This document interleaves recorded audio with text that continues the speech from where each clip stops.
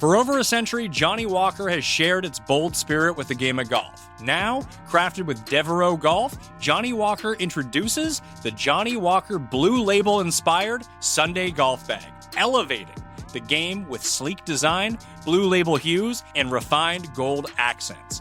Celebrate your hole-in-one with a premium Sunday bag crafted by Devereaux Golf. Submit proof of your achievement to johnnywalker.com/blue-in-1. Please drink responsibly. A massage chair might seem a bit extravagant, especially these days. 8 different settings, adjustable intensity, plus it's heated, and it just feels so good. Yes, a massage chair might seem a bit extravagant, but when it can come with a car, suddenly it seems quite practical. The all-new 2025 Volkswagen Tiguan, packed with premium features like available massaging front seats, it only feels extravagant. This podcast episode is brought to you by Coors Light. These days, everything is go, go, go. It's nonstop hustle all the time. Work, friends, family, expect you to be on 24/7. Well, sometimes you just need to reach for a Coors Light because it's made to chill. Coors Light is cold lagered, cold filtered, and cold packaged. It's as crisp and refreshing as the Colorado Rockies. It is literally made to chill.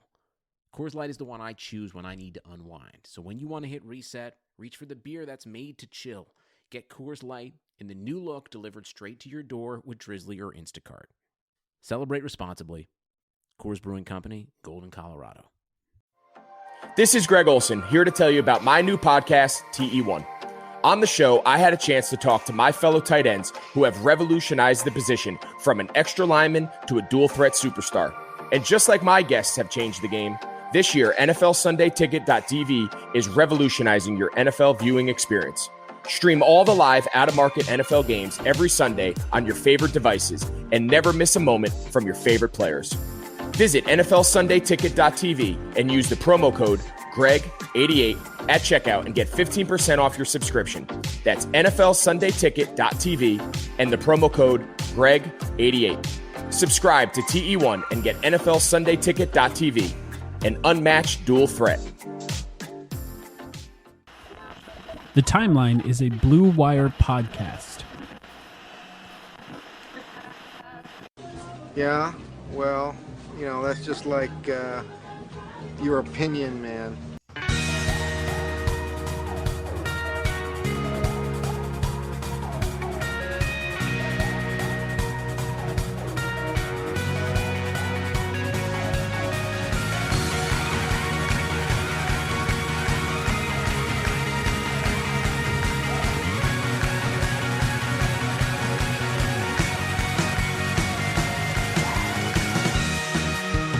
Welcome to the Timeline, a Phoenix Suns podcast. Back again, just me and Sam this week. My name is Mike. I'm here, as always, like I said, with Sam. Sam, how are you doing? My name is Sam. I am good. It was an interesting week. But, some Suns-related stuff happened, and we're ready to burn some bridges today, I think. Yeah, we're going to have... Coming up later in this podcast, we're going to have a unpopular opinions segment. We took some unpopular opinions from people on our Twitter account, so thank you to the people that sent those, and I'm sorry that we're probably going to make fun of you later. The point of unpopular opinions ultimately is to say something that not everyone is going to believe, that the majority of people don't believe. I will also put myself out there with an unpopular opinion as well, so I'm going to try and put myself on the line as well on that. Maybe someday we'll get Sam to do it as well. I think one of the hard parts is coming up with anything. I don't have a super strong one right now, and I think I need to let it marinate a little bit and think about it. But the truth is we do a podcast about the Suns every week. How many of our Suns opinions aren't already out there? Right. Like most of them are. So it's a little harder to come up with something like that. I mean, I think I have some unpopular... so spoilers, I guess, for later on. But, I think I could think of some unpopular opinions that are positive about the Suns and are unpopular in the grand scheme of the media landscape. And I'm not even, people who listen to this show know, I'm not even a ray of sunshine by any means. I'm not, the most optimistic person out there. But I think I would struggle a little bit more to find just something that is so widely unpopular among Suns fans kind of being negative about the team a little bit. At least I can't think of one right now, but I'll have to think about it. Right. It is funny when an unpopular opinion that says something positive about the Suns, it's going to be like, people are still going to like it. Like, how unpopular is it going to be? Among people who actually listen to this show, it's not going to be unpopular. That was kind of one of my main takeaways from reading the replies is like, well, we'll get to it later. Doesn't matter for now. I wanted to start this episode by talking about something that we've been working on. And I say it's mostly been you, Sam. Our YouTube channel, we've been posting free agency videos. They're like free agency evaluation, scouting videos, essentially, for some of the bigger name free agents and smaller name free agents. I think actually that some of the smaller name ones are even more interesting because a lot of people don't know a lot about these players. They're pretty long. Like, each of them is over 10 minutes so far. And they're a pretty big breakdown of the type of players that these players are. And then I come in, I do a short segment about how they would fit on the Suns. So we try and make them as general as possible for any NBA fan. But then we also focus on how they would fit on the Phoenix Suns. Remember, I want to tell everyone watching those, we're going to have extended free agency conversations later where we sort of reveal how we actually feel, what we think is the best idea for free agency and how they fit on the Suns. But Sam, you've been working on them. Who have you done so far? Who's been posted so far? Yeah, so we didn't get the chance to touch on this last week because we were focusing on the draft, but we've put out 4 of those videos so far on our YouTube channel. Again, if you haven't gone to it and subscribed before, please do. It's just the timeline of Phoenix Suns channel instead of a Phoenix Suns podcast. We've talked about Christian Wood, Jeremy Grant, Justin Holiday, and now Davis Bertans is the most recent one that we put out today. And I think all of those guys are just names that you're going to hear thrown around in a lot of conversations as they relate to the Suns over the past couple months. Names that we've already touched on in the podcast already, Mike, but maybe we just haven't had those extended conversations yet that we will have in a little while. And with the Bertans video today, Bertans is the kind of the first guy who's that we've covered in the series that it was officially linked to the Suns in a rumor this week. It's just a rumor. But yeah, so we're gonna keep putting those videos out. And yeah, I think the idea for now is just kind of to be general, give you an idea of their strengths and weaknesses. If you watch the video, you certainly get a lot of my opinions on where the player's strengths and weaknesses are, but maybe I'm trying not to reveal my entire hand to this point as to who I actually want the Suns to sign. Like, the idea isn't to give you guys a ranking of I prefer this guy over that guy over that guy. Right. I think that's going to come maybe a few weeks from now in an actual podcast episode. So the idea is you can just dive into any of those, and hopefully you take something out of it. Well, yeah, I think this is the nuance to free agency in general. It's not just about the type of player. There's a whole bunch of other questions that have to be answered when you're actually identifying what players can fit on the team. And that a lot of times boils down to cap space. Two people have been tied to the Suns in rumors. I want to remind people, I think it was Jonathan Wasserman, or one of our friends here, that said this time of year, the NBA is like the WWE. Every rumor's a lie, but we still love it anyway. Like, we know it's fake, but we still love it. Like, that's kind of what this year is. We don't know what's real. We don't know what's fake. There are times that rumors are real, but they end up maybe not feeling as real later. There are times where things happen that were not reported at all, like the famous LaMarcus Aldridge meeting with Tyson Chandler. That was how the news broke that Tyson Chandler signed with the Suns. He was just walking into a free agency meeting. But 2 players have been tied to the Suns in these rumors. The first one's Fred VanVleet. That came out first. And the second one was Davis Bertans. I think both of these players are pretty interesting, but I think the main thing to know about these 2 players is that they're probably going to be 2 of the higher paid players in this free agency. Not a lot of max guys, Anthony Davis notwithstanding, like he's going to get an obvious max. But I want to remind people the Suns are projected to have the 6th most cap space. When you just kind of Google teams with the most cap space, that's what comes up. So when you're an agent, right, and you're trying to drum up the salaries for your players, you're probably going to look at all of the teams with the most cap space and the most obvious holes at the positions that these players are in, and leak rumors that they're tied to them. Exactly, and If you look up those 6 teams, first I'll say I think there's a very good chance that the Suns don't even go into the offseason with cap space in the first place, and that depends entirely on how the bubble run kind of changed the calculus, if it at all changed the calculus of James Jones as he thinks about the team building here. And if you want to keep guys like Dario Saric and Javon Carter and your 10th overall pick and all that stuff, then the cap space disappears really quickly, and you're no longer in the market for a big free agent. Even like a Davis Bertans, but certainly not for Fred VanVleet without like some crazy kind of manipulations of the roster.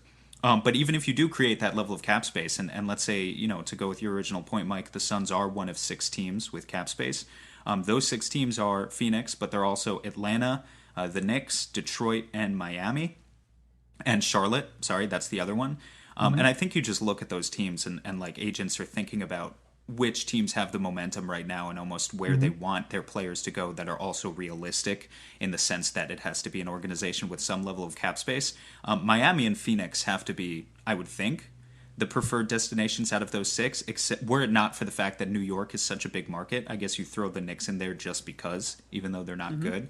But yeah, so I think we're going to see a lot of stuff like this. There's it's going to be a competitive market. We don't know the financial ramifications yet, and the projected revenues and exactly where the salary cap is going to be. Very important, as we're going to keep saying that until we know those details. But I think we can kind of take a guess already at this point that it's going to be a very competitive free agent market, and agents are already maybe trying to leak stuff out there to secure a spot or a higher market value for their guys. Yeah, there's a chance that the salary cap is lowered enough that it kind of zaps most of Phoenix's like flexibility. That's an actual real possibility. It is 100% a real possibility, but it zaps everyone else's flexibility too. Yeah, so it's kind of ruins the market, right? These guys are. This is actually what's kind of interesting is Atlanta can have like close to $50 to $60 million of cap space this coming off season.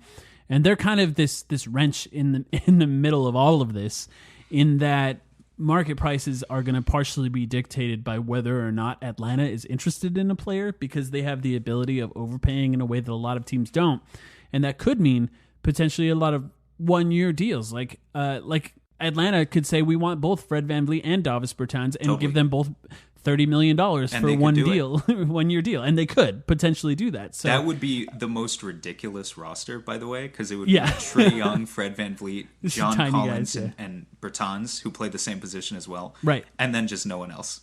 but yeah, that would be ridiculous. But yeah, Atlanta could be a major spoiler this year. I think they're kind of in a similar position to where the Suns have been in the past, when the Suns were tanking, where they kind of they want to be a little bit more competitive, so they might sign some guys to short-term deals.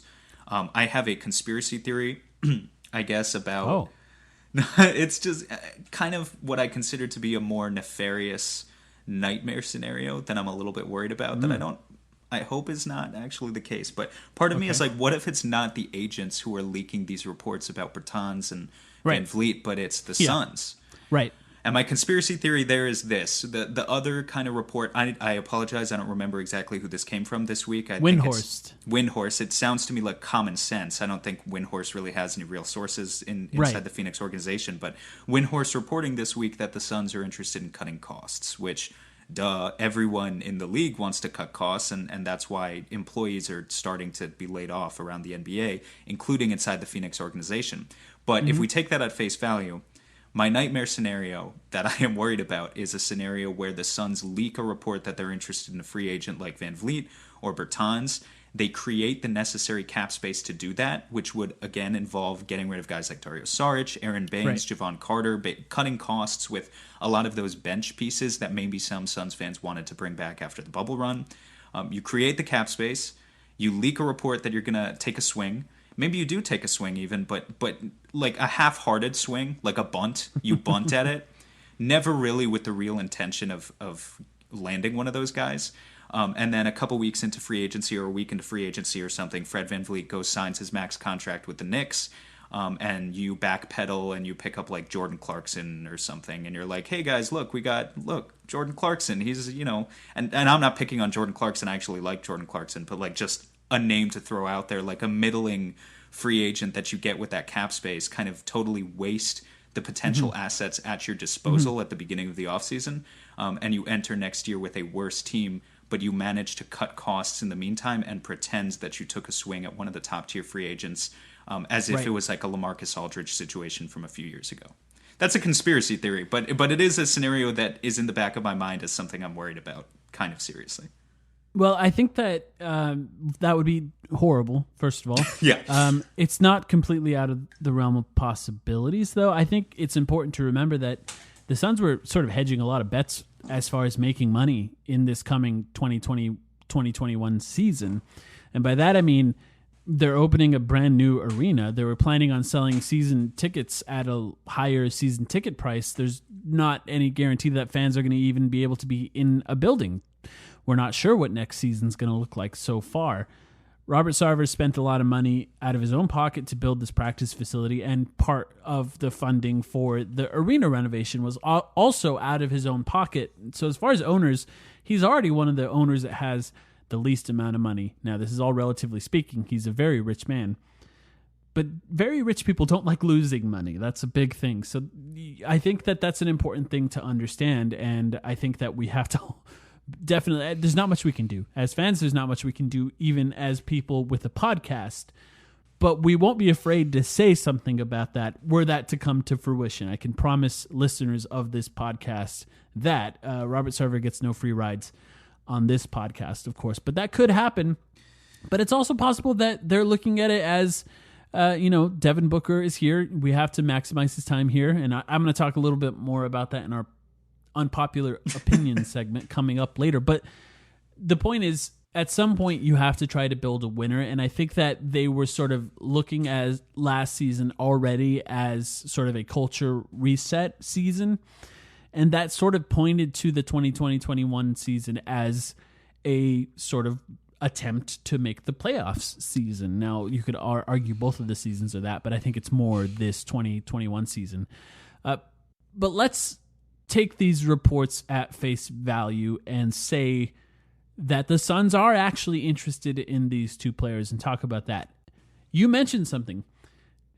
To clear the cap space to sign either one of these guys, now, it should be said, we have no idea what these people are going to make.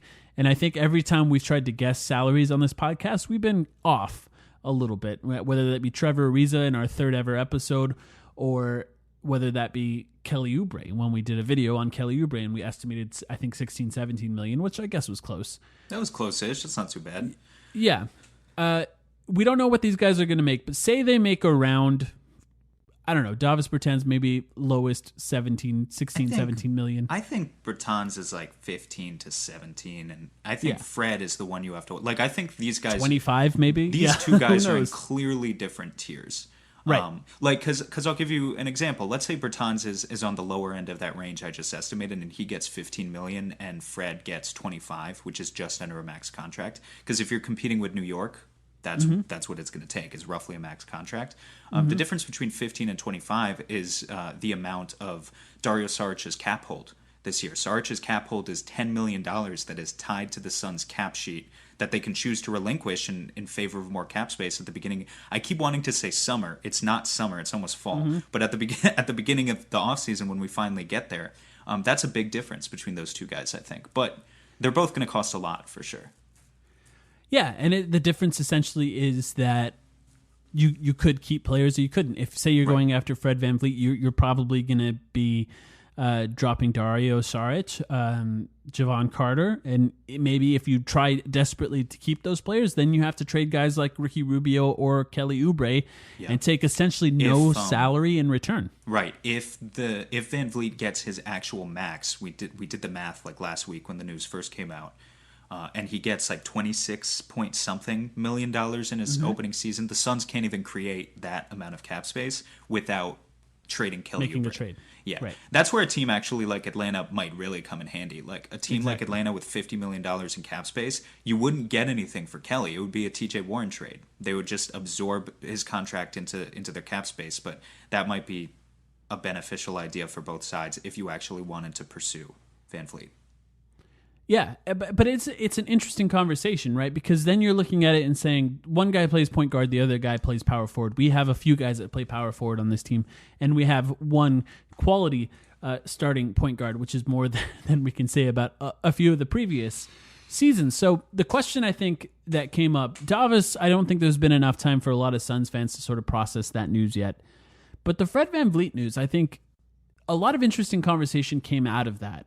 And the main part of that conversation is, why would the Suns, for a lot of people, why would the Suns spend so much money on a point guard when they have Ricky Rubio already? And I think you and I ended up on slightly different sides of this No, we are. debate. We are on different sides. We agree What on do a you lot think? of things, but I don't want him. And it's a little bit ironic, actually, because longtime listeners of the podcast might remember the third ever episode that we had 2 years ago when we were doing our free agency episode.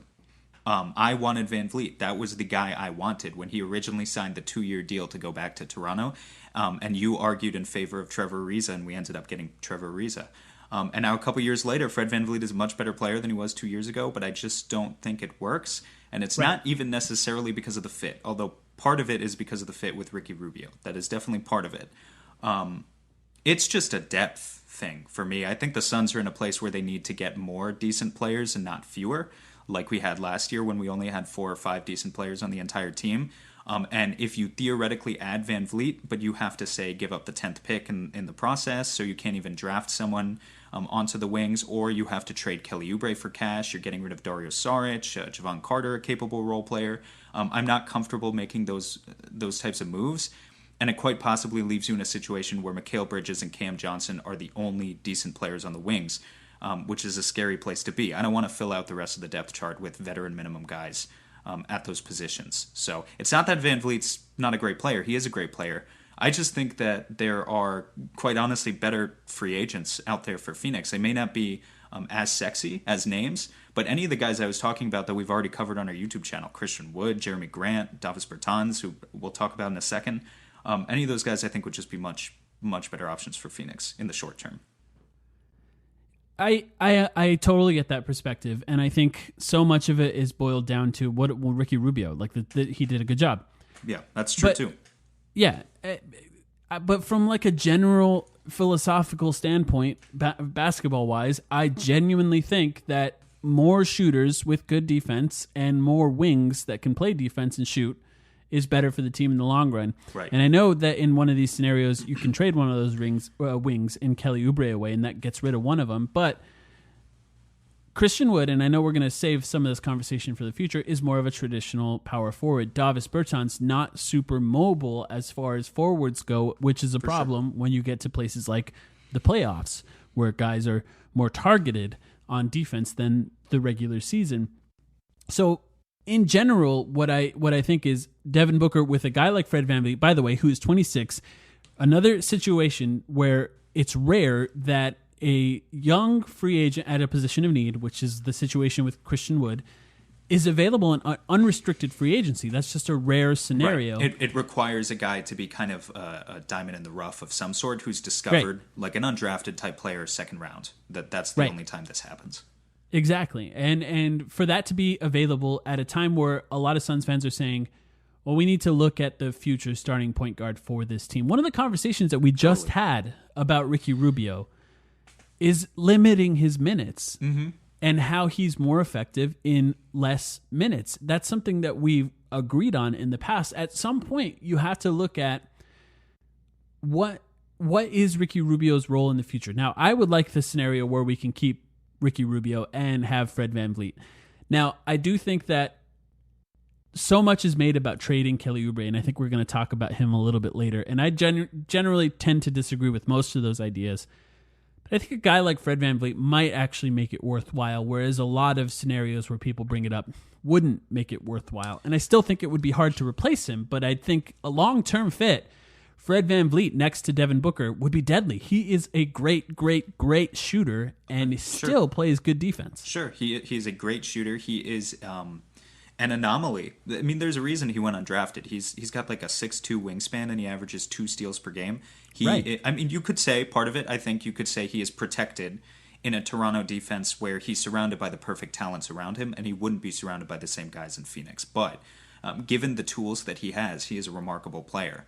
And what he's been able to accomplish in the first 4 seasons of his career is equally remarkable. All that being said, I think there's also an asset conversation that comes into play, because like part of what scares me about pigeonholing yourself into a roster where you kind of stack up too many players of a certain type, or like you focus too much on one strength but leave weaknesses exposed, especially when it comes to your depth chart, is that other teams can sense a certain desperation out of you. And so like an example of that is the Suns can't get Fred VanVleet without trading Kelly Oubre, right? As we just said. Well, here's the thing. Only 6 teams are supposed to have cap space. Like I just said, the Hawks would be a great partner.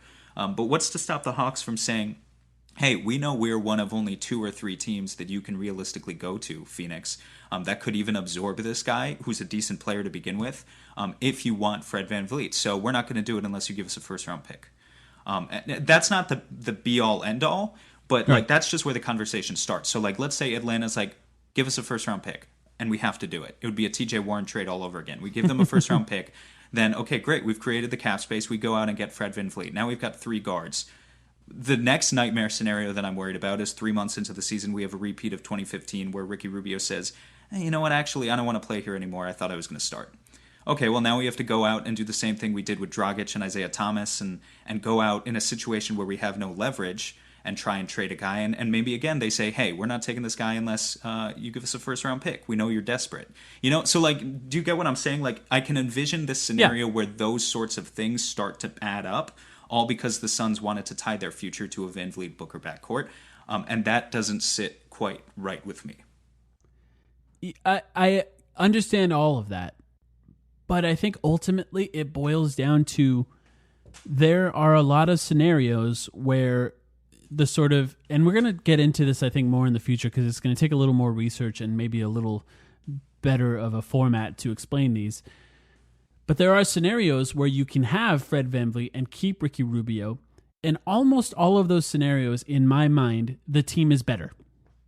And you know what I mean? Like, if I just want to boil it down to just that, then that's almost enough for me. This is a better team. It's a better fit. And in a lot of ways, if you can get Fred VanVleet to sign a 4-year deal, you have a good backcourt partner next to Devin Booker, basically well into his prime. And that's a nice thing to have, especially as Ricky Rubio starts to crest a little bit. This guy's been playing professionally since he was 16 years old.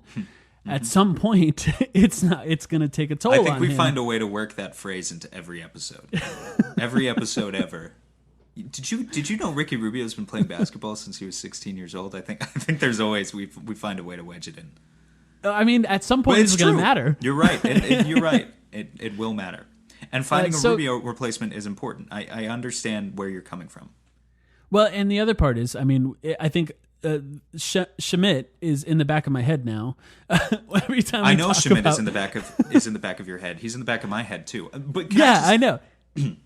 He's like our conscience, except like I don't know, in like a not a good way. And I'm going to say that I'm glad he did all of this, and I'm glad we went over that research with him. But it's important to know that if we're trying to maximize Devin Booker's time with the Suns, and you want to draft a replacement for Ricky Rubio at some point, there's a good chance that player will not be effective in any way until Ricky Rubio's contract is up, and even then, you're lucky if he is.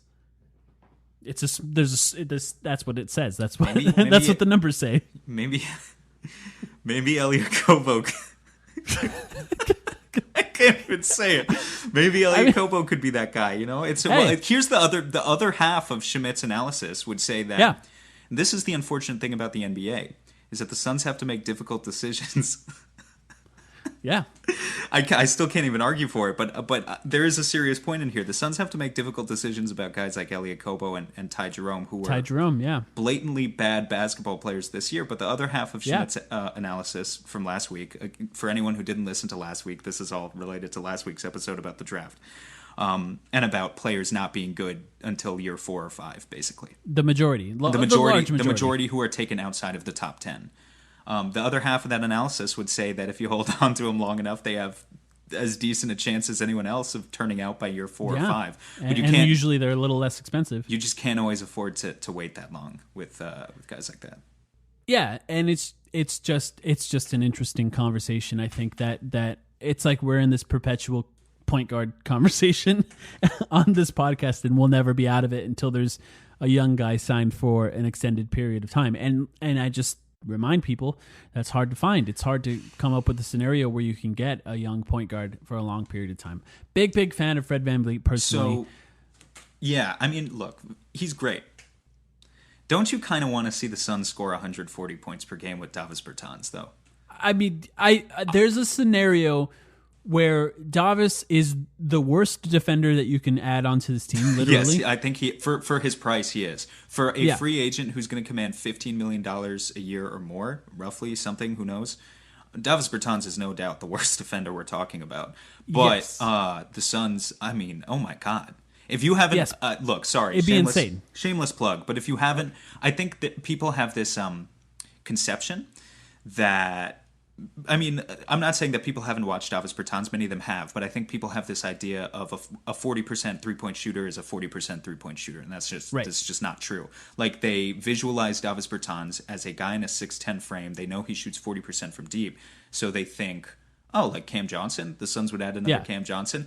And I'm here, and I tell you in the video, but I'm also here right now to tell you no. Like, it's not even like that. Like, Cam can move off screens, I think, more than we let him this year, and I hope we unleash him a little bit in that area next year. But Davis Bertans is shooting contested 30-foot pull-up bullshit all the time. Like, he is in transition. I make the case in the video that he's the best big man shooter ever, which it's too early to say that now. But if he keeps doing what he just did this year for 2 to 3 more years, that will be like the popular opinion 2 to 3 years from now. Because what he is doing is ridiculous. He shot 40% on contested three-pointers, 47% on uncontested. Yeah, no, it's insane. So, like, are there defensive concerns? Absolutely. But imagining, having similar to how we talk about the point guard conversation, where we say, how great would it be to have 48 minutes per game of competent point guard play, to get a backup point guard behind Ricky Rubio who gives you that?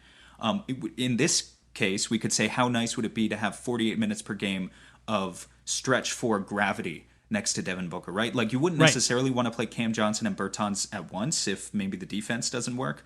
But having 48 minutes per game of a guy always next to Devin Booker any minute that he's on the floor, who's going to space you out to the three-point line. You can't help off of him. You can never, ever help off him, and that would be so valuable to the offense. Right. I think the Suns would be like the instant must-watch League Pass team for anyone in the NBA, even if they're not like. I mean, the debate there is like, okay, let's say you sign Bertans to a 3 or 4 year deal. Can you actually build the team that you want to build to be a true championship contender? Probably not if you lock him into that much money, unless Ayton actually takes the strides that you want Ayton to take, and other guys like Mikal Bridges or maybe Kelly Oubre. But you could retain your depth that you couldn't retain if you went after Van Vliet, and you would totally be one of the most exciting offenses in the NBA as soon as next season. It would be really cool. I made the case that just adding him alone, the Suns could be a top 3 offense in the NBA just by that, because they really could. Yeah, because that's the kind of difference that level of spacing makes. And say, yes, you don't play a lot of Cam Johnson and Davis Bertans at the same time, but say the Suns are in a scenario where they're down by 12 and it's the fourth quarter and they need to get up as many threes as possible. Imagine a pick and roll with Ricky Rubio and DeAndre Ayton with Devin Booker, Cameron Johnson, and Davis Bertans surrounding it. It's unguardable. It's absolutely unguardable. It's difficult to even. I mean, the best case scenario is a layup by Ricky Rubio practically at that point because of how effective these guys are at shooting. But yeah, I think Davis he's at this point, I think he's on the verge of about being overrated depending on what he's paid.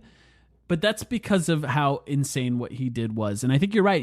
It has to be seen to believe. I think people need to watch that video and really see the types of shots that he's able to get off. It's pretty remarkable. It's unlike any other big in the NBA. I mean, that's what people are drafting for these days, right? Like, that's what the Grizzlies want Jaren Jackson Jr. to be in a couple years. That's what the Mavs are hoping Kristaps Porzingis can be with it, like, towards the end of his max contract. But I don't even think neither of those guys are at that level yet. They're not doing what Bertans does. Like, they take some difficult shots.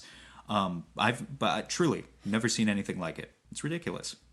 Yeah, I mean, yeah, it really is. And he's got a high, fast release. I mean, can run around screens. The pull-up stuff is what surprised me. The pull-up stuff is he grabs defensive rebounds. He runs right down the court into a pull-up three. He runs around screens. From 29, 30 feet, yeah. He runs around screens like he's J.J. Redick.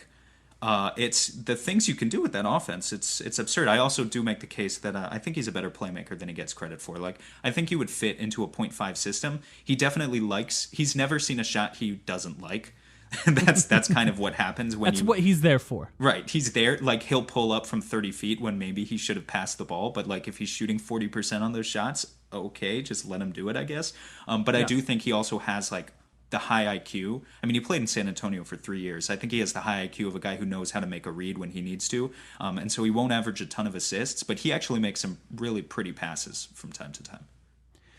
Yeah, I think that's a fascinating one. I think that it's interesting because if you can keep him, right, if you can get him and you can somehow keep Kelly Oubre, Mikal Bridges, Cam Johnson, and have a forward rotation of those 4 guys, that's pretty fascinating because then once you get into the playoffs and it really slows down and things become, every possession becomes vital, then maybe his minutes go down a little bit, but he's still there and available if you have to make some comeback swings, because then you can actually put Kelly Oubre and Mikal Bridges in, because those guys, in a scenario where they're fully focused and 100% locked in, are the type of guys that you want in the playoffs. And that's a fascinating scenario. And I think that's, like I talked about, like, it's not just about the players. Like, you have to talk through the scenarios where is it possible to keep those guys and Davis Bertans? It might be. Maybe you don't have Dario Saric in that I think scenario. you'd say goodbye to Dario Saric, but you could make it work.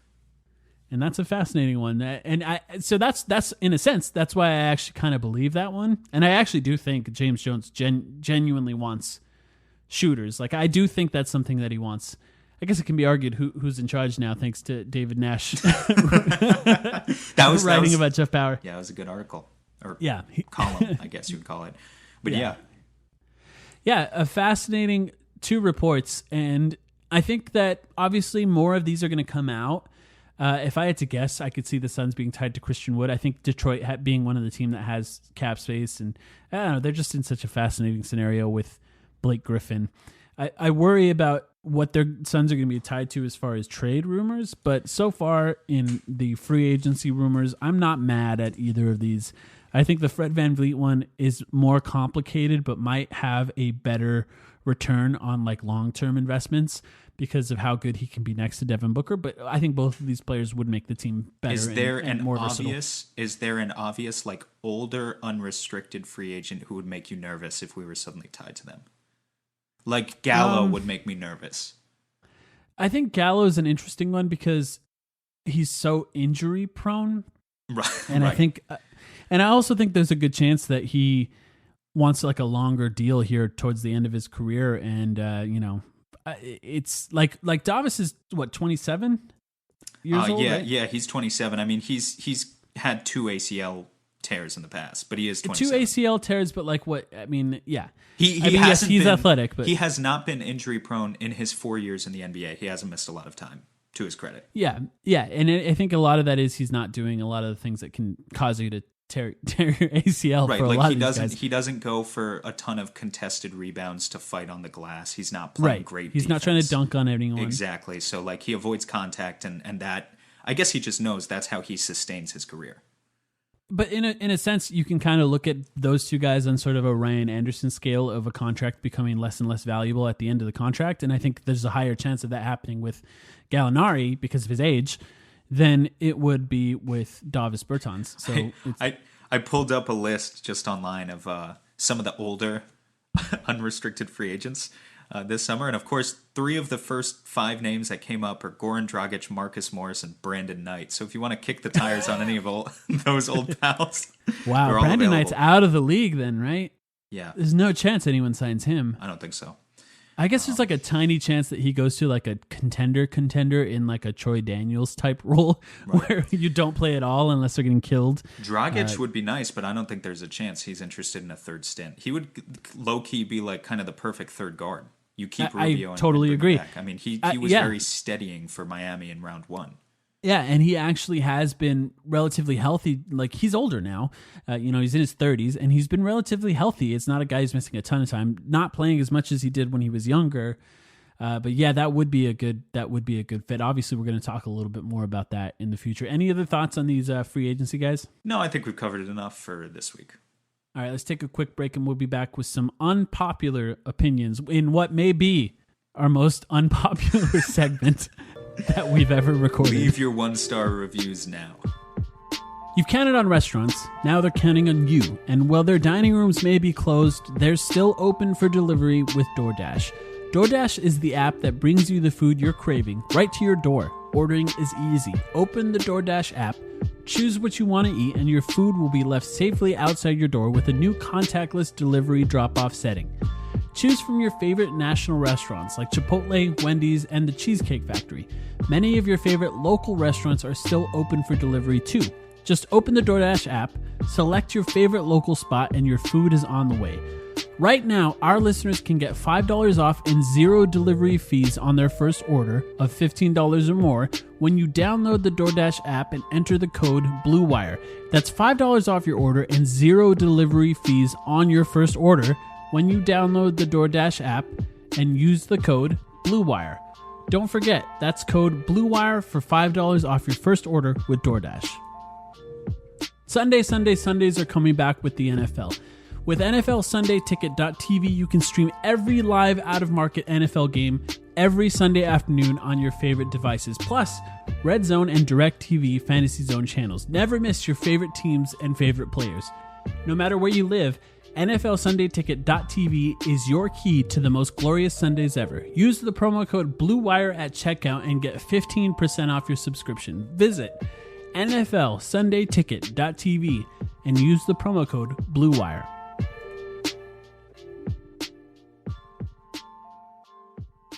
Okay, so here's the truth about our unpopular opinion segment. I had an opinion, a take, if you will, that I wanted to talk about at some point in this off season, and I just texted it to Sam, and Sam said, well, that'll probably be pretty unpopular. And I said, okay, cool, let's do an unpopular opinion segment so that I could make people hate other people more than they would hate me for my unpopular opinion segment. And for me, it wasn't like, I mean, that's definitely part of the reason we're doing this, because you wanted to get off your hot take, but you know, you get bored of mailbag episodes after a while, and so this was a way to involve people in the community as well. We're going to take some of your hot takes that we saw on Twitter. Yeah. And it's always fun in the crazy society that we live in these days to just kind of take a look at the most unhinged members of any community. So that's what we're going to do today. Well, I also think it's important to just sort of preface this, and I feel like we do this every off season, and we have to. There are things that we discuss in the off season that are purely hypothetical and have nothing to do with how we feel about things in the long term or in the long run. You have to understand how much content we have to fill in a year when there's no Suns basketball. It's going to happen. The hypotheticals are going to happen. They're just hypotheticals, so don't try to hold them against us. Actually, if you do, that's fine, but you're being silly if you do. That's the real truth of it. So I'll break down mine. I didn't make you come up with one. I don't have any skin in the game. Come after him. We talked about it at the beginning. You're That's going fine. You're going after him this time. You're not but coming here's after the thing. me. At some point in the future, we're going to do this again because you're going to have a hot take, an unpopular opinion here. Okay, I'm going to explain mine. The goal of any NBA team is to build a team that's contending for a title. You know that it's going to go a lot of different ways when that's how I start it. The most important thing for a team attempting to win a title throughout history of the NBA, especially in the modern NBA, is an offensive superstar that's in their prime. Like generally every NBA team that wins a title has some sort of offensive superstar. Each of those superstars has what a lot of people refer to in the media as a title window. And those title windows are generally considered the player's primes, which are usually to a lot of people in the player's mid to late 20s. And a general manager's job in general is to maximize a player's title window. NBA teams usually do that like 26, 27 years old. And a lot of times if they're like offensive superstars like 30 or 31, then they start like leveraging a lot of assets to try and maximize that short window because it's about to close, which is fine, right? That makes sense because that's usually when a player's prime happens. But I tend to think that a player's title window starts earlier than a lot of general managers do. In the 2010-2011 season, Kevin Durant started the season at 22 years old. He ended the season averaging 27 points on 58% true shooting. So that's 22-year-old Kevin Durant. In the 2019-2020 season, Devin Booker started the season at 22 years old. He ended the season averaging 26 points on 61% true shooting, so more efficient than Durant on 1 point less basically per game. He also averaged like twice as many assists as Kevin Durant for that season. I think that's important to note because that offseason, the OKC Thunder, they basically did nothing. They had a young offensive superstar in Kevin Durant. They had young talent in Russell Westbrook. They had young talent in James Harden. I don't think they fully knew what they had in James Harden, even until they traded him, probably, in a lot of scenarios. By the way, Sam, thank you for letting me ISO for so long here. Of course. Keep going. OKC didn't do much in that offseason. And they focused on keeping their young guys together, which is fine because it led to sustained greatness over time. But what they didn't realize is that next season, OKC made the finals with a 23-year-old Kevin Durant as their best player. Russell Westbrook, essentially the same age. They actually went to the finals. OKC didn't treat that team like their title window was already open with Kevin Durant at 23 years old. But it was. That's important to point out. I tend to believe title windows start earlier than GMs believe. When you have a superstar at 23 or 24 years old, that's when it begins, not 26 or 27. By then, they should have like a few shots at it. Like you should try to treat them as a potential best player on a title team when they're young enough to actually do it, because in a lot of cases they can. Devin Booker's 23 now and would be 23 at the start at the 2020-2021 season. We don't know when it's going to start. He's going to be 24 when that season starts, maybe in March, maybe in January. We don't really know. I think he has a legitimate shot at being one of the best offensive players in the NBA next season. That's not my unpopular opinion. I think every Suns fan is already jerking off to what I'm saying right now. That's jerking off Suns fans, yeah. Yes. It's not. Now, I want to say, do I think the Suns can win a title next season? No, I don't think that. That's not what I'm saying. I think that would be insane.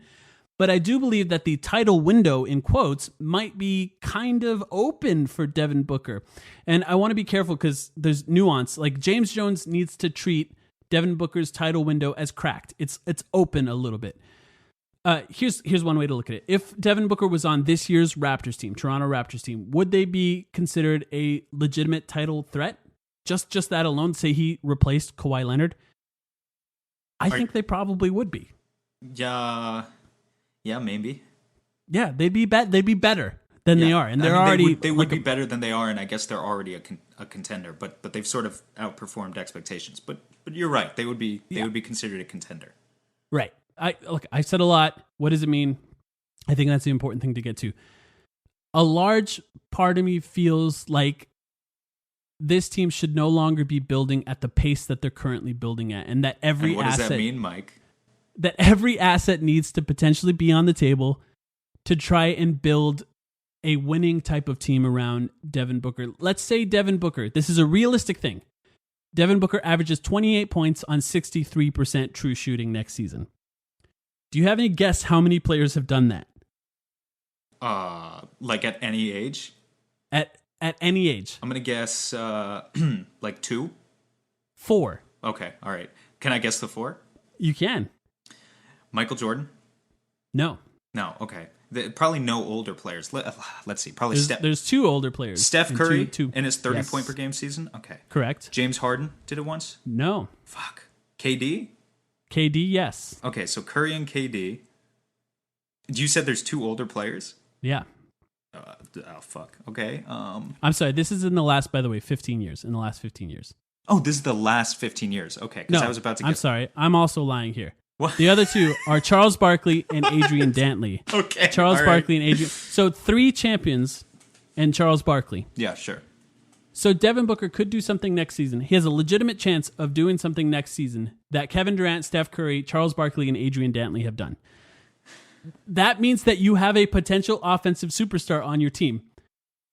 And it's important to consider how good of a player that Devin Booker is. We know we have an offensive superstar, but I think you're making the point like an MVP level superstar. Yes. Yeah. We have the potential to have the type of guy that you want to build a really, really good playoff team around as early as next season. I think a lot of Suns fans look at it and say, man, when Devin Booker's 26, when Devin Booker's 27, good God, look out. He's going to be leading a team to... Well, maybe it's 24. Maybe it's not 26 or 27. And that's the point I'm trying to make. And that means that every asset needs to be on the table. let's just say Ayton, Oubre, Ricky Rubio, Cam Johnson, everyone. But I think what's important is what can be debated is how best to build a good team around Devin Booker. I'm going to throw names out there just as potential players that could be available. Bradley Beal, obviously, Drew Holiday, potentially, Ben Simmons, maybe, Joel Embiid, maybe, Jamal Murray. I know that now is not a good time to bring that up because he's killing it in the playoffs, but there were rumors already that Jamal Murray could be available. Any type of guy like that next to Devin Booker is a definitive playoff team and a potential contender at some point in their careers. Yes. It's a huge gamble to make a sacrifice for a player like that. Well, you'd be keep going. Well, you'd be sacrificing potential future assets for players that could potentially win now. The Pelicans gave up a lot for DeMarcus Cousins. Like, that's the best example.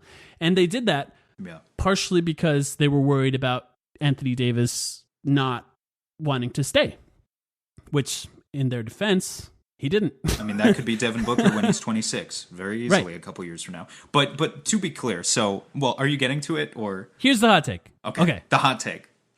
Here's the unpopular opinion. If I were the general manager of the Phoenix Suns, I would shop DeAndre Ayton to build around Devin Booker right now.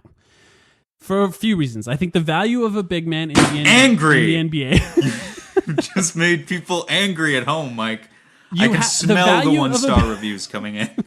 The value of a big man in the NBA is reducing year over year. The more you watch the playoffs, the more that you see that it's dominated by wing stars, and big men have mostly been relegated to a role player role. Maxing a big man is essentially a death knell for a GM. At some point, there it is. At some point, they will either be too slow to keep up with the team going small or not versatile enough offensively to make it worthwhile. If I think about a championship team for Devin Booker, it's tough for me to think. Here's the real point. At some point in the near future, you're going to be looking down the barrel of a big man with an expiring rookie deal, and you can either trade him with very little time left on his contract, meaning you're not maximizing his value as a trade asset, or you're risking overpaying a player not built for the playoffs today. Now, having said all that, DeAndre Ayton could be that type of player that actually does become a potential playoff threat. I don't fully see it yet.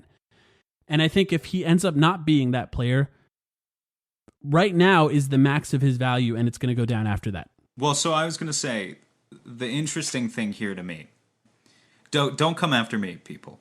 I'm not agreeing with him. But the interesting thing to me is it's very clear to me that Schmidt is in your ear. Because what were we talking about last week? Is we were saying, if you were going to trade DeAndre Ayton or Mikal Bridges, what you can sell other GMs on, and truthfully, this is the same thing you can sell fans on right now. It's the mystery box. It's the potential. And a year from now, when Ayton is in line for his first extension, he will be more solidified along a path where there is less mystery about him. And so, there's a very good case that the mystery about DeAndre Ayton and what he potentially could be is the most intriguing thing about him. My question for you, Mike, would be, and this is a bit of a depressing question, but if DeAndre Ayton is 2 years into his career and you want to blow up this core under the premise that the Suns won't win a championship with him as their second best player because you don't want to be positioned with building your team around him and giving him a max contract a couple years from now, right? Mm-hmm. And you're going after these top-tier players, these all-NBA level or at least all-star level players to pair around Devin Booker, and what you have to give those teams in return is something to sell the future of their franchise on. Why would they be any more likely to tie their future to a big man and give that big man a maximum contract if what you're saying is true, which is that the value of the center in the NBA has depreciated to the point where it's not even worth it, right? Like, let's say Brad Beal is available. Mm-hmm. How do you sell Washington on, okay, your guy's future now is DeAndre Ayton, if you're not even willing to believe in year two that the Suns' future should be DeAndre Ayton? Do you understand what I'm saying? Absolutely. I do understand that. But I do think that there's a scenario. Here's the thing. Saying this does not mean that I believe that DeAndre Ayton won't be a valuable player in the NBA. I do tend to think that. I think there is like a large set of like variable options on what he becomes, and I think the lower end of that is not a guarantee to be like a championship type player. I think the important part of what I was talking about was maximizing your time with Devin Booker's potential championship window. Okay. And I use the championship window in quotes, right? I'm talking about him potentially being the best possible player on a playoff team that could potentially be a contender in the future. Now, the other flawed premise to me is, are we so sure? I agree with you that Devin Booker he's an amazing offensive superstar, and of the four other guys that you listed, he could be in that group offensively. But the other thing that clearly stood out to me is that he's the worst defensive player of those five by far. Are we so sure that Devin Booker has earned the respect to this point, like that he deserves that respect from his GM, that it should be so clear that he is the number one option on this team forever and ever, and that they shouldn't, explore the possibility of it? Because to me, it's. I think DeAndre Ayton's performance floundered a little bit in the bubble. I think that's true, and I came away a little bit disappointed. But that doesn't take away from the fact that he made so much improvement from year one to year two that just a couple of months ago I was saying, and I still do believe, that there is a situation 2 years from now where I think DeAndre Ayton could be a more impactful player than Devin Booker. Because I don't think Ayton's ever going to be a better offensive player than Booker. I think that's almost impossible. He would have to completely change his personality and the way he plays. But I think the sum of his parts, now that he's starting to put the defense together, I think there is a reality where he's a more valuable player than Booker, even if Booker is a 30-point-per-game scorer at 62% true shooting. So are we so sure that we're locked into Booker?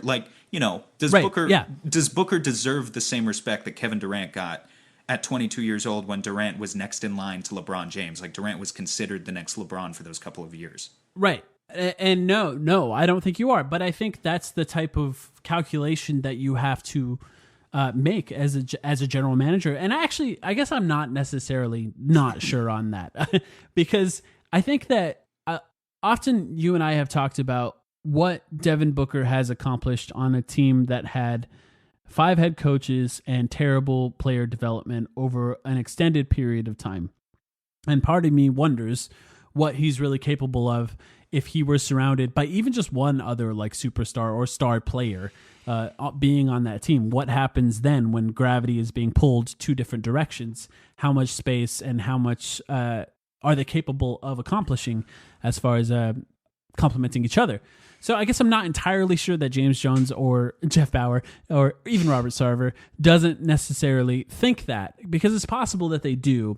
And here's the real truth. I'm not fully thinking that Ayton has to be traded. That's not it.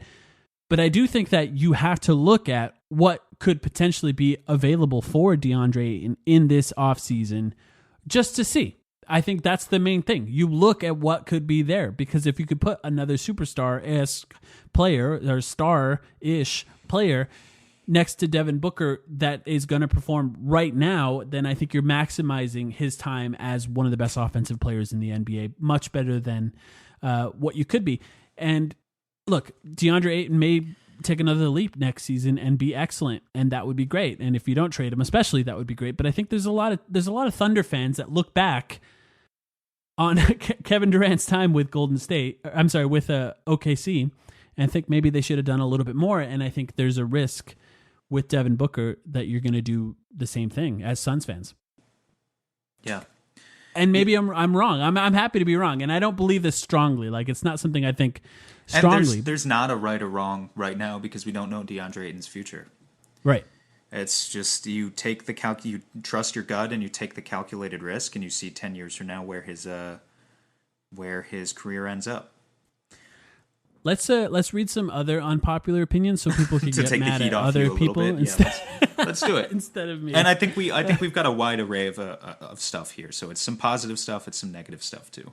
Yes, let's start with this one. Raymond on Twitter, West Boise Royzy. I don't think I've ever said his. I've never said his ad before. That's actually funny. Kelly Oubre is wildly overrated by Suns fans because they like his personality and style of play. He's an average player. I want to remind people, by the way, these are meant to be unpopular opinions. So, do not fight with these people on the internet. Can I just say what's funny about this one is so we didn't. Roy said Kelly Oubre. These are 2 of the tweets. We posted a tweet, a parent tweet, and then the replies to it. These are 2 different tweets that got among the most likes of any response. This one is Roy's, which says Kelly Oubre is wildly overrated by Suns fans because they like his personality and style of play. He's an average player.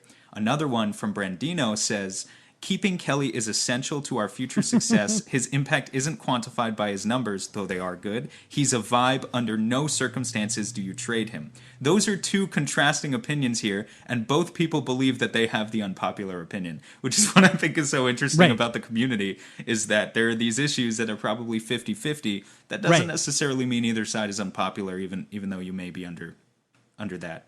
I actually do think that most people fall somewhere in between those two, though, in that they think Kelly Oubre is good, but maybe he's not he's not absolutely 100% essential. Scott Howard also replied to Raymond and said, I was going to say if Kelly Oubre was a 6 who didn't come up with a fun local marketing slogan, nobody would care if he played here next year. I think that's hilarious. I think Scott is generally hilarious, but yes, why is that funny? Dario Saric and Kelly Oubre Jr. had the same what? I'm not saying Dario Saric. It's already funny. I'm sorry. It's already funny. Dario Saric Dario Saric has his talents, but he might be more of a 6 than a 10.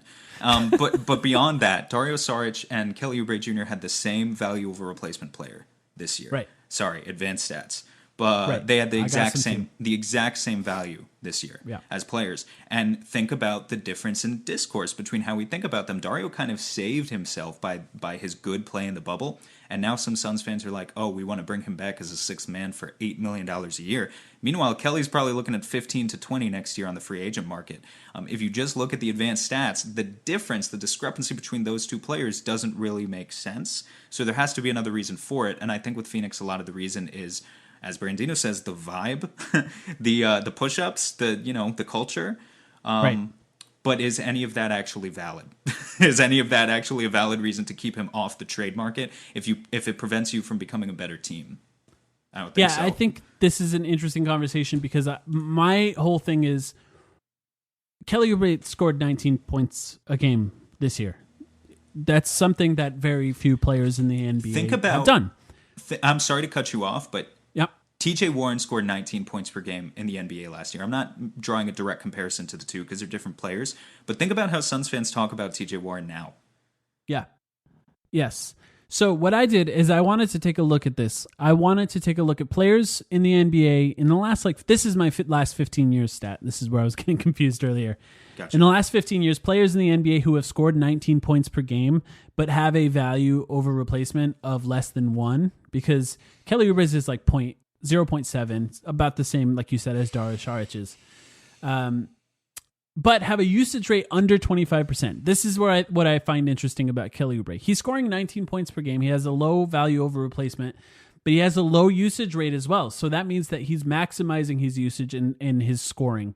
Players that have had under 25% usage rate but still scored over 19 points per game, TJ Warren in 17-18, Ryan Anderson in 14-15, and Jamal Crawford in 08-09. Those are the only players that had value over replacement less than 1. I know this is complicated advanced stat stuff, but this is the best way to do it.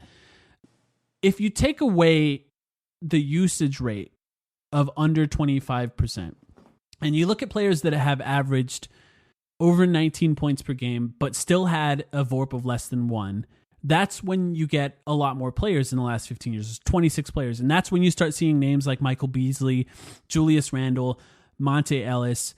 These are all people that had higher usage than Kelly Oubre. But I think what's important about the difference between Kelly and those players is he's not using a whole bunch of our possessions to get this. And I think that's really important to say. I think when people think about Kelly Oubre as overrated, they're actually picturing guys like Julius Randle. But Julius Randle does that over and over and over and over and over again in games.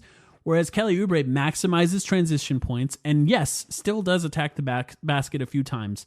But to me, I think the conversation about Kelly Oubre has gotten to a point where people have to be like, it's almost like politics.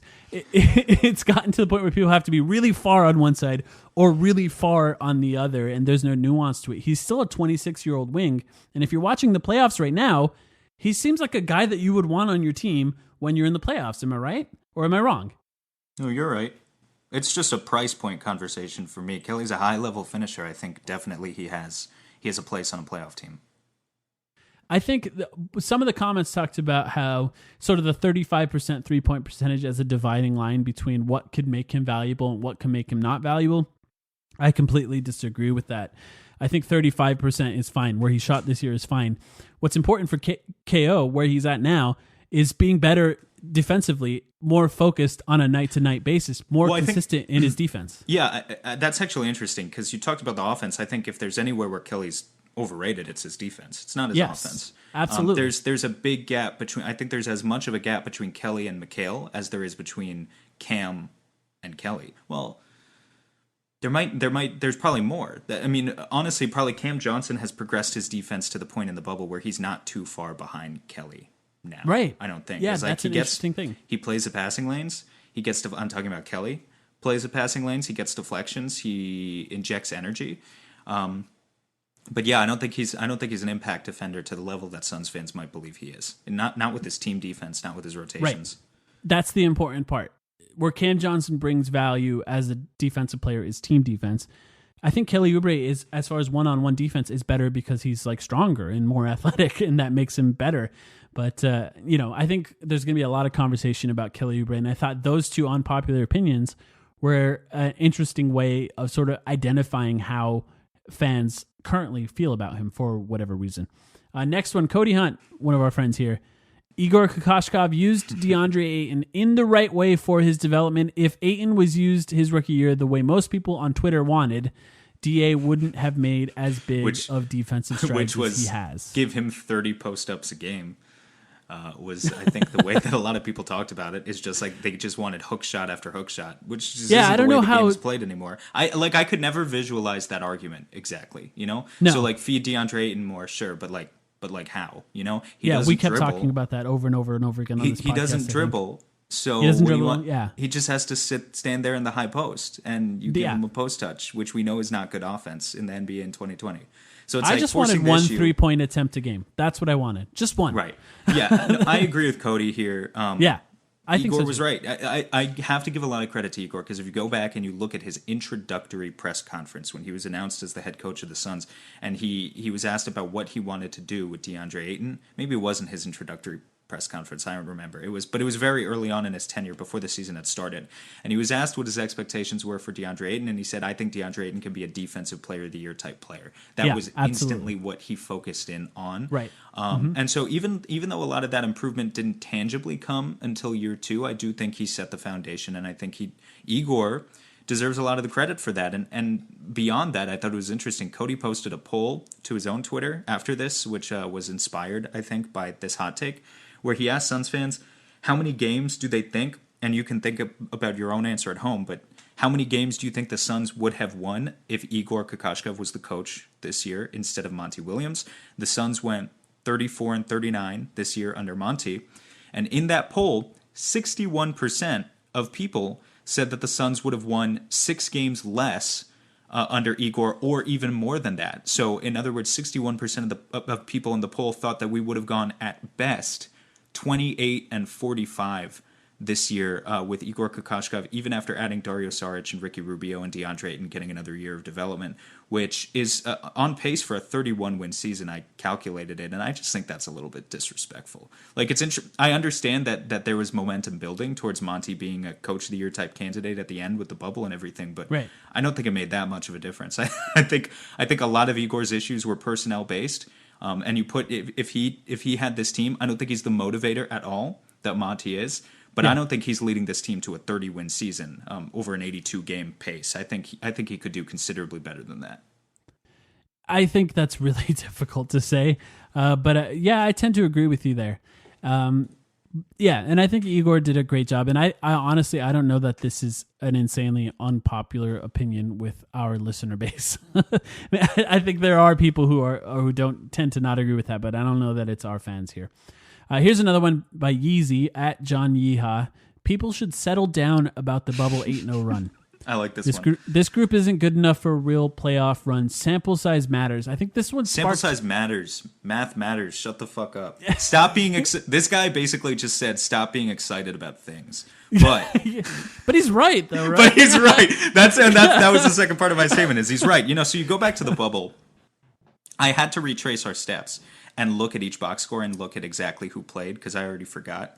It is a fact that the Suns they won the first couple of games legit, fair and square, and to be fair, we were missing Kelly Oubre, we were missing Aaron Baines, but after that, we played Indiana, they were missing Sabonis. We played Miami, they were missing Jimmy Butler and Dragic.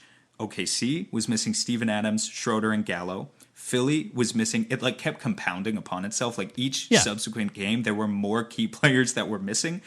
So Philly was missing Embiid, Simmons, Horford, Harris, and Josh Richardson. That was the crazy one.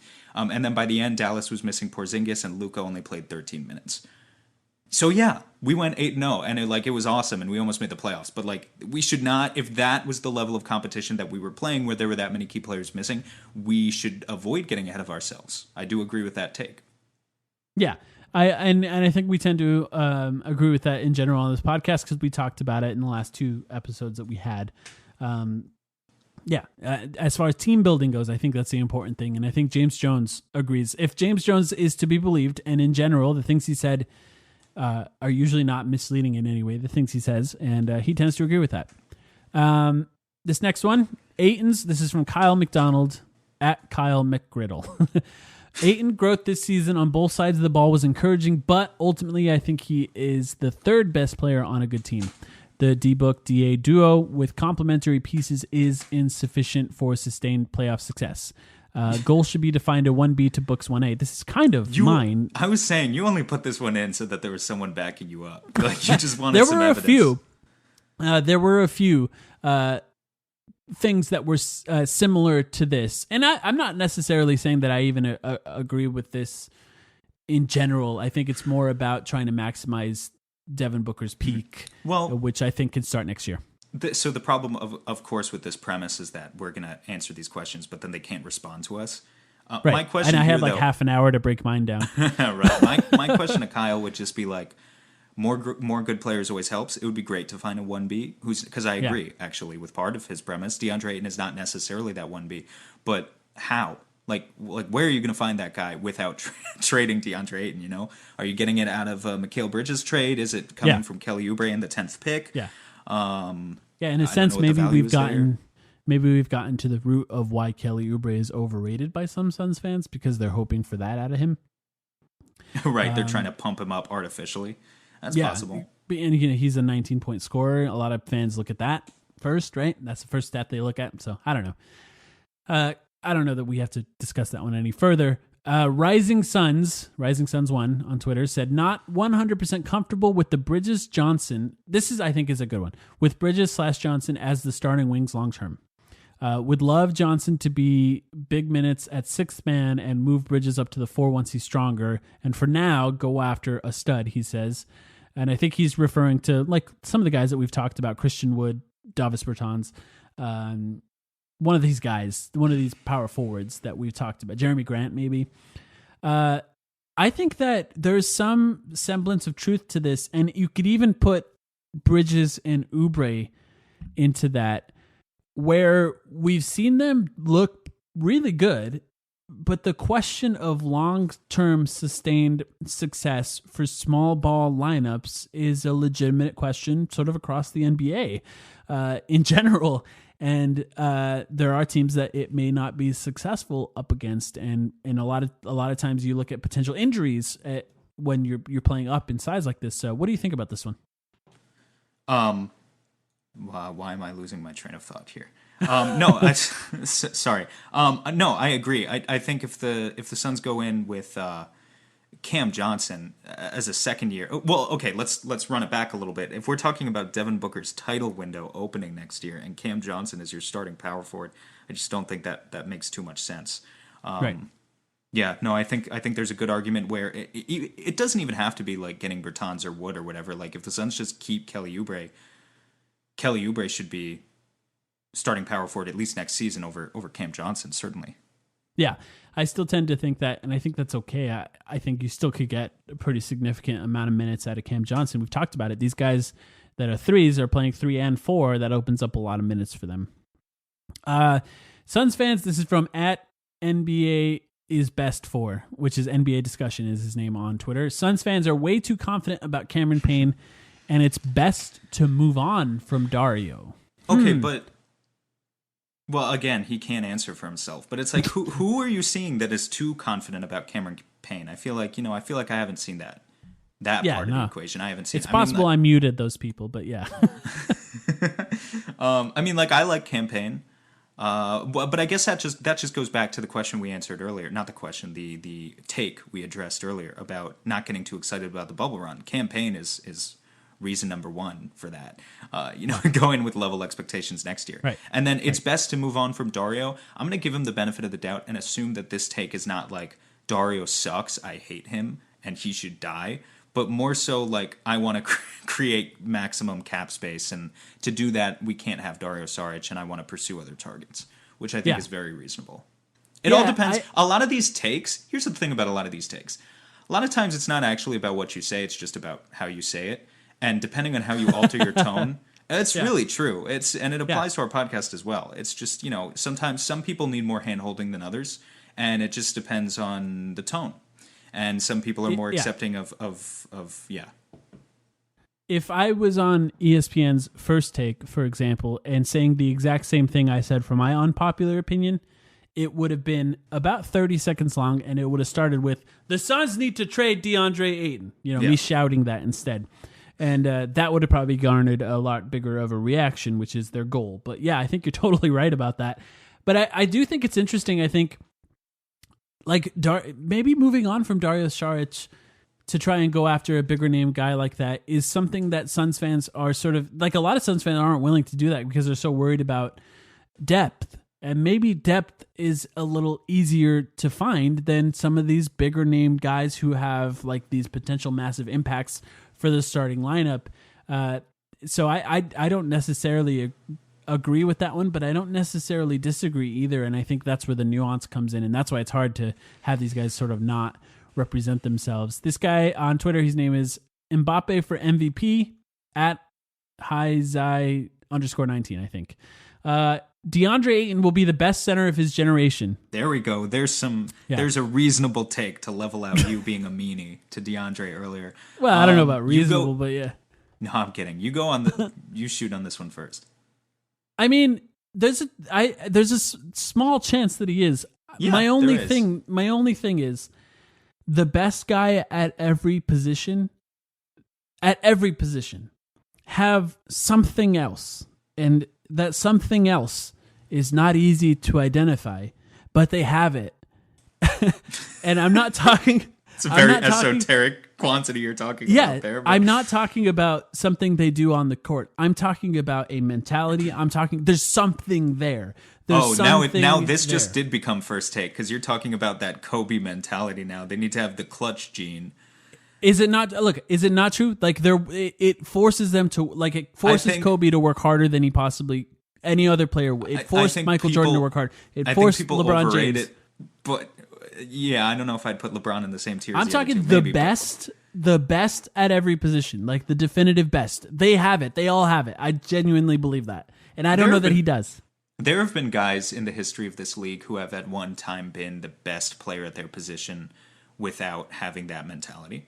Well, if you're talking about the era where like people all were smoking cigarettes during their breaks, then yeah, maybe. No, I'm like Allen Iverson 20 years ago was the best point guard in the NBA for a couple of years, and he was a bum, just in terms of his work ethic. That's an interesting era where you can talk about whether or not he actually was the best. Yeah. That's I think the definitive best is something that I think. Sure. But yeah, maybe you're right. Maybe there isn't. But even whatever he has. Allen Iverson. Do you think Ayton has that? Well, he doesn't have that swagger on the court. I'll tell you that right now. I don't know. Yeah, I mean, like for that's me, sort of it's the like, belief in itself. The thing that they have. Every best center in the NBA right now, all of the top centers do have something tangible. I'm thinking on the court that Ayton is just so far from developing. Like Embiid's got this aggression where he just goes at you and gets 12 free throws a game. DeAndre's got so far before he can even get close to there. Jokic has got this passing that I don't know if he's a savant.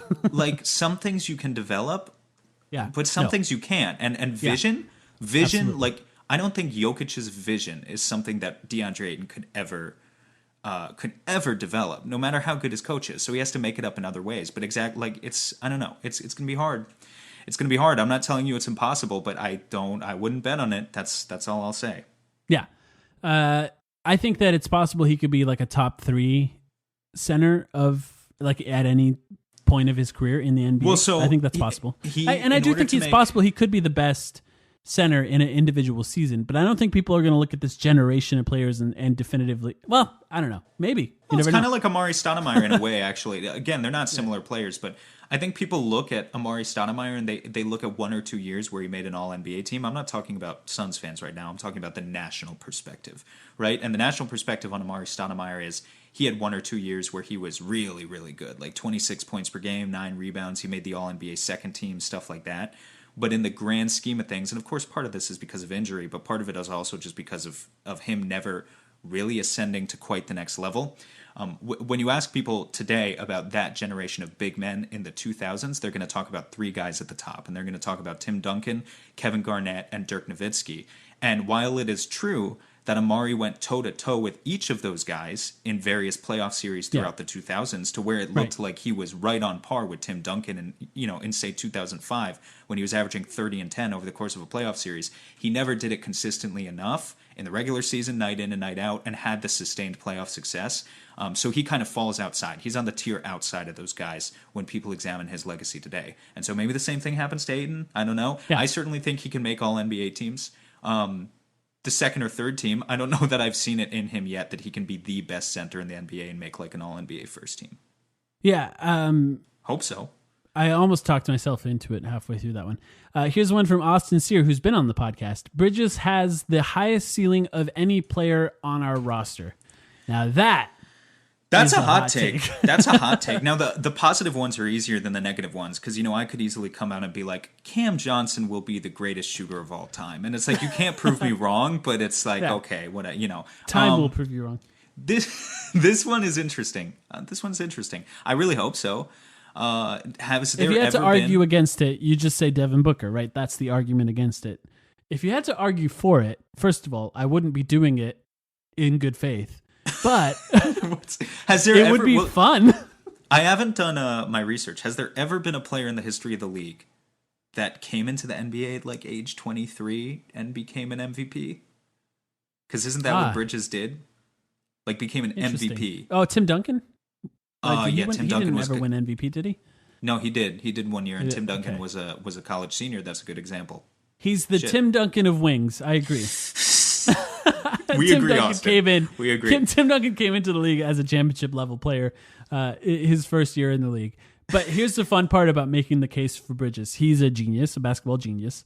And he has an insane body. Like he's got this insane measurements.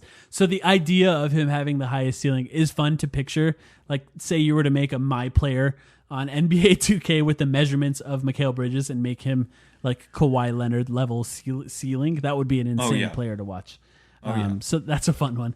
Did you have any others that these are all we grabbed on our little document here. Do you have any others you want to point out? Yeah, unfortunately, I know this went really long. I didn't expect this to take this one long. Really Sorry. long. There's just too many for us to answer. It's fun, though. Like way too many, but it's fun. Let's see if we can find a couple others that are quick. Brandon Suns Geek on YouTube says if the Suns would have kept Dragan Bender or Marquise Chris, one or both of them would have panned out. Yeah. What say you? Arguably, you could say Chris is panning out right now. So I guess the question is, would you say that? I would say that.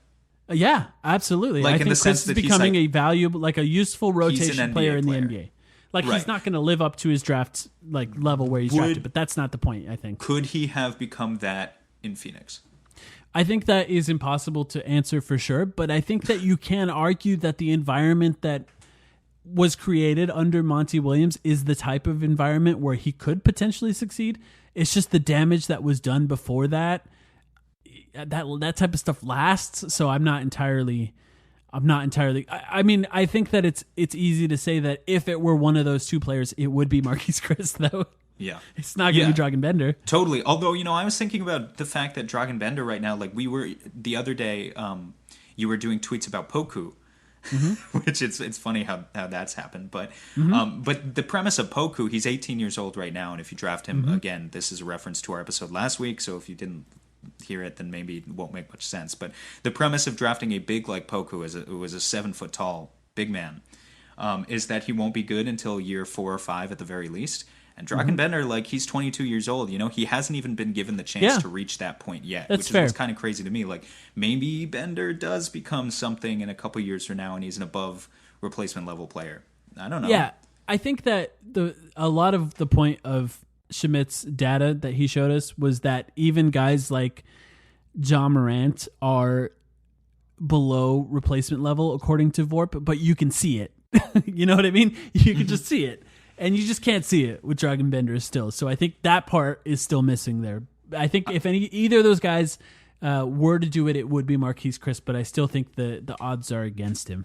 I want to address this one more too. Just this will be the last one we do. But Okay. Mike Notham says, and the reason I picked it out is because I think it's kind of the antithesis to what you were saying before. He says the upside of this core is Dame era Blazers. So if they got a chance to move Oubre in the 10th pick to Golden State to move up and take LaMelo, they got to roll the dice.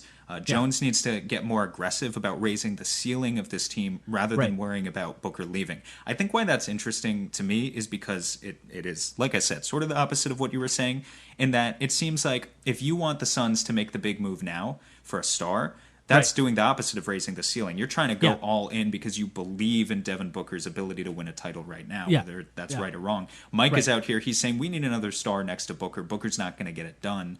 So let's, forget about pissing him off. Let's roll the dice on a high prospect, a high potential prospect. What I think is interesting here is the premise that the upside of this core is the Dame era Blazers. What do you think about that? I think it's interesting, and I think that the Dame era Blazers were a Western Conference Finals team, and I tend to agree that say you kept this main core together, that's probably pretty accurate. I think you still need, another. You need another superstar. I'm going to use that in quotes to win a title. You generally need two of those guys. But if we agree on the premise that DeAndre Ayton, we know he is a mystery box right now, and we don't know what he's going to be. But if we agree on the premise that he could be an All-NBA player, then that is the Suns' top two in that scenario would definitely be better than Dame and CJ. Right? Yeah. Like CJ was never an All-NBA player. CJ was barely an All-Star, honestly, the past couple years. Yeah, he's like barely there. Yeah. So I do I think their potential is higher. Maybe they you're don't right. win a title. You're I right. don't know. But I don't know. Dame is really good. But Dame is really good. I think that's the main thing. But yeah, honestly, maybe you're right about that, actually. When you asked me into it. When you asked me which other players had scored 28 points per game on 63% true shooting earlier, I almost answered Dame this year. Like, that's how good he was. He was close, I think. I mean, yeah, he was insanely good. I think that's a really interesting perspective by Mike, who genuinely has good perspective on things and is a little different, a little out of the box with a lot of his thoughts. So on brand there. I think what he's describing is the type of thing a general manager would do, say they were not afraid of being fired. Like if they knew they were going to have the job for 10 years. Yeah. This is the type of thing that a general manager. Yeah, like if how many GMs even exist around the league where it would be like, if you could sign them to like a 8-year deal or 10 years or something, you would, Right. like Very this few. is the type of thing maybe Sam Presti has the green light to do in OKC, Right. Because he's done Yeah. it once before and it works. So you can't really imagine firing him, right? You still always need to get ownership on board, but James Jones probably isn't that guy. Yeah, I think that one of the tough parts in this scenario is one of the reasons why the pick is available, and that is that LaMelo is not necessarily a sure thing here. Like, imagine you do that, and then he doesn't work out at quite the level. Maybe he becomes like Lonzo, where he's okay, but he's not quite worthy of what you move to get him, especially being pissing off your star player over the course of his prime, his potential prime. So I think that's a really interesting perspective. I don't know that I necessarily agree or disagree. I think there's a scenario where I think he's right, and I guess it's, in a sense, it's kind of what I was saying, except that I'm more looking at it as, instead of moving Oubre in the 10th pick, it's maximizing DeAndre. Yeah. It's maximizing DeAndre Ayton's. You're going where no value. man has gone before, and I will give you credit for that as the pitchforks come headed your way. I appreciate that. Any Thoughts other and thoughts prayers. before we end this one? No, it's. I think we're all set here. We've gone long enough. Yeah, I'm afraid we won't be able to get to everyone's. We're just too popular. Thank you for everyone who contributed to this episode. Please don't hate me. Understand that it's only part of me that believes what I believe, but I don't know. It's something that keeps itching at the back of my mind here. But we'll be back next week. Who knows what kind of rumors will be about the Suns at that point? Probably some really negative stuff about Robert Sarver. Oh, and for people who have listened to this point of the podcast, I've been thinking about adding a segment that is like about all the anti-Sarver news, and I want a name for that segment where we could just easily cover negative Sarver stories. If you think of a name, tweet it at us. But thanks everyone for listening. You really don't ever want us to get media credentialed. Ever. I've already divorced myself from that idea. Neither of us are journalists, but you don't even want the possibility of it like 10 years from now happening. You just really don't Here's the real truth. Here's the real truth. It's not going to happen for me. I still think you have a chance. Although you do have yourself burning an Eric Bledsoe jersey in your Twitter profile. That's true. So don't come at me. It's very true.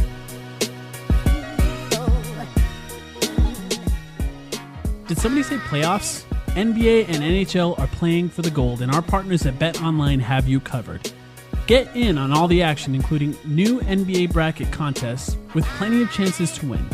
MLB season is pushing into fall, and there's no shortage of ways to bet with hundreds of odds, futures, and props.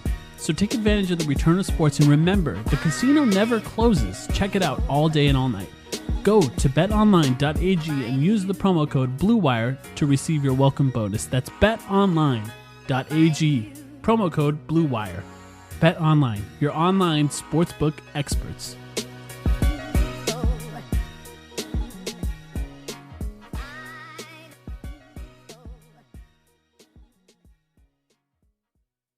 Sugar Ray Leonard, Roberto Duran, Marvelous Marvin Hagler, and Thomas Hearns. Legends, whose four-way rivalry defined one of the greatest eras in boxing history. Relive their decade of dominance in the new Showtime sports documentary, The Kings, a 4-part series premiering Sunday, June 6th, only on Showtime. This episode is brought to you by Ro. Confidence is everything. Women can sense it, and trust me, they love it. But if you're in your head worried about performance, that swag, unfortunately, gentlemen, it's gone. Rose Sparks keeps you ready. When the moment hits, you can step up like a superhero and handle your business. No doubt, just confidence. Fellas, Rose Sparks gets you ready fast, dissolving under your tongue and working in 15 minutes on average. No waiting, no missing the moment. Plus, it stays active up to 36 hours. So when the mood hits, you can go back to back to back, round after round after round. Ro connects guys with medical provider 100% online, so there's no awkward conversation with in-person providers. Go to ro.com/sparks to see if you qualify. If prescribed, new sexual health patients gets $15 off Sparks on reoccurring plan. Connect with the provider at ro.co/fourth to find out if prescriptions Ro Sparks are right for you. That's ro.co/fourth for $15 off your first order. If approved, treatment ships directly to their door. Compounded drugs are permitted to be prescribed under federal law, but are not FDA approved and do not undergo FDA safety, effectiveness, and or manufacturing review. For full safety information, go to ro.co/safety info.